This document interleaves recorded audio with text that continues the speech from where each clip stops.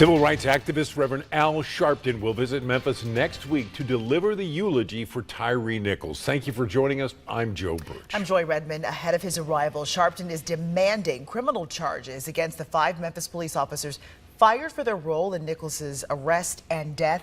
Action News 5's Stephanie Douglas spoke to Reverend Sharpton today, and she joins us live with more. Stephanie.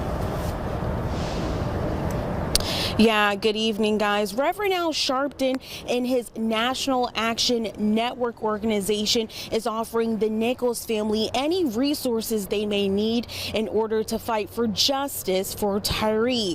Now, Sharpton is also demanding that the 5 fired Memphis police officers involved in Tyre Nichols' arrest be prosecuted to the fullest extent of the law. They are there to uphold the law.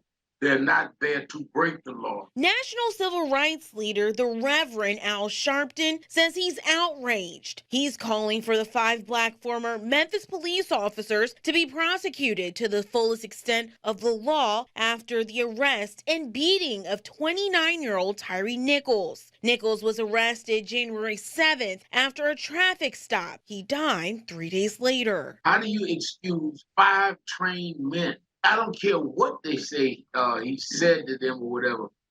5 trained men could not deal with this without beating him to death.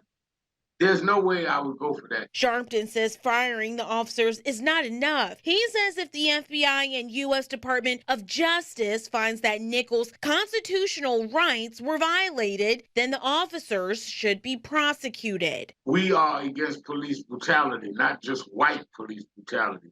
And that police must pay for their deeds like civilians do. During his time in Memphis, Reverend Sharpton plans to discuss best practices with other activists about how to improve the community. So it's important we come in to do what they feel is going to help the efforts in the local community, not to try and overshadow and overpower them.